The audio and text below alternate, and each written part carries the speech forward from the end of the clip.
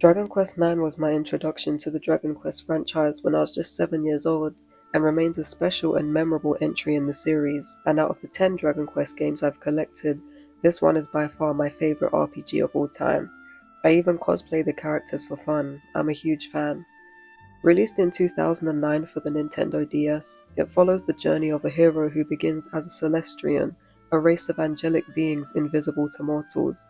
However, after an accident in the observatory, the protagonist loses their wings and falls to the mortal world, setting off on an adventure to restore balance and save the world from impending doom. A major shift from a more mythological high fantasy setting rooted in heroic lineage and ancient beasts to a broader class-based system that incorporates religious allegory and a more structured interpretation of good versus evil. The main storyline deals heavily with the themes of loss and grief, the afterlife, and learning how to move on from traumatic experiences. Dragon Quest IX stands out because almost every major NPC you encounter suffers some form of profound loss, whether it be through a town plague, betrayal, war, or old age. It really makes you reflect on life. It weaponizes empathy and forces us to witness and process numerous tragedies, reinforcing the idea that even minor NPCs had their own lives, emotions, and hardships. It was a genius move.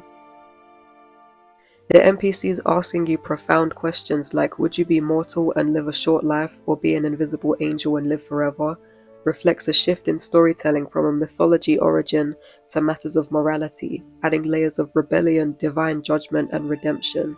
This game made the player ponder the meaning of life itself and made the Dragon Quest world feel less about fulfilling a prophecy and more about being agents of free will with a human-centric, relatable narrative where the title of hero is earned. One of the most unique aspects of Dragon Quest IX was the ability to fully customize your party members. You could change their skin tone, size, hair color, and features, and the armor and weapons in this game is very different to older games. Any item you equipped would change the appearance of the player, meaning not only can you be creative, but you can also be a fashion designer. In other games, the clothing did not affect the character's appearance unless it was a special costume, so I appreciate this level of detail. As opposed to other personality-heavy characters in the Dragon Quest series like Sylvando, Maribel, Elena, and Terry, Nine's customizable party members were completely silent throughout the entire game. The only recurring non-party member who continuously gave commentary was our sidekick Stella, who had a bold and sassy personality. However, there are numerous times in the game where she goes missing, like when the Starflight Express crashes, or where she was just absent, like in the post-game before you eat the last fig. This made the experience feel somewhat blunt, as there was little emotional connection to the party. I think moving forward the characters should have distinct personalities without altering the game's core story, like when you press the Y button to consult and they respond with a couple of lines that don't go into a cutscene. Just a small change. I think if it was based on vocations that would add a lot of depth to the game, like if it was a priest they should be more reserved and wise, and if it was a warrior they should be more of an asshole. That being said, I do give the developers credit for the flexibility of the class system. Unlocking vocations through side quests added a sense of accomplishment, and switching vocations mid-game provided variety. However, class balancing was an issue. The gladiator and paladin were overpowered, while the thief and mage felt underwhelming. Specifically the mage, which was pretty much a placeholder for the sage which you unlock post-game. Strengthening weaker classes would greatly improve the gameplay experience. Dragon Quest IX had so much attention to detail and things to do in the game. Every NPC had something to say or do. They added hundreds of grottos, DLC items, online play, and post-game quests, as well as the recurring Puff Puff quests, which made it so rich in character, and the replay value of this game is second to none. I think I've played this game over 50 times now. You can never get bored with the story because there's 100 different ways you can play it each time, and I think the team were very smart for that. Before the release of Dragon Quest XI, this game was the Beyoncé of the whole franchise and is widely loved by fans all across the world. In 2009, their marketing adverts featured celebrities like Victoria Justice and even Jedward, which is actually how I found this game to begin with. It was the first game to get such a large Western push. Hunting metal slimes, a staple of the Dragon Quest series, was a lot harder in this game compared to every other Dragon Quest game out, since they rarely appeared in the main game unless you stood in one spot for an hour, making it difficult to level up before big battles.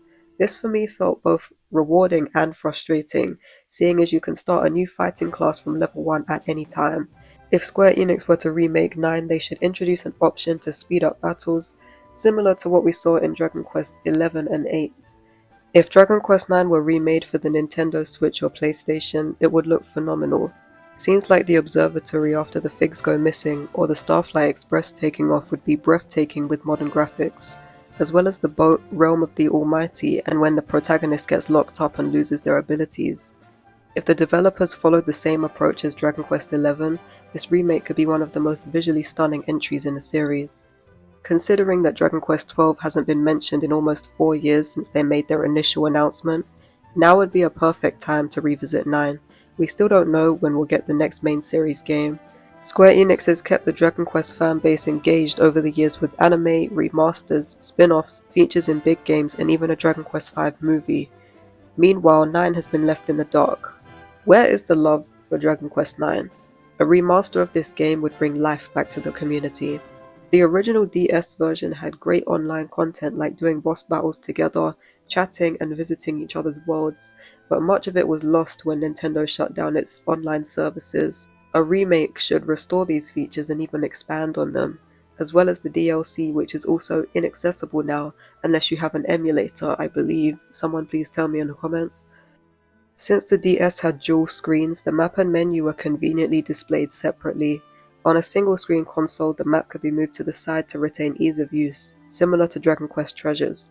In addition, they could test out different screen angles, like the original screen angle, and third person, like in Dragon Quest VIII. A remake could introduce more legacy bosses into the post-game grottos that weren't in the original release, adding more variety. One of the things I love about Dragon Quest is its witty dialogue, full of British humour and cultural nods to the UK, which felt close to home and very authentic. This Japanese company could have chosen to appeal to the Americans like every other RPG out, but went with something more unique. Maybe that's why I love it so much.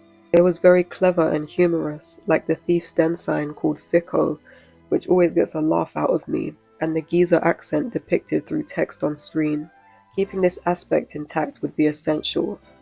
Dragon Quest IX had an excellent soundtrack, giving us a completely new music that hadn't been heard in any other game, a staple being Heaven's Prayer. The fully orchestrated version being in the game would elevate the experience even more and elevate the god-themed storyline.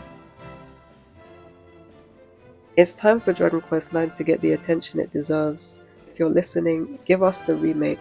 I'm your biggest fan. I have the collector's edition of your books, and I'm level 99 on all your games, so please do it for me.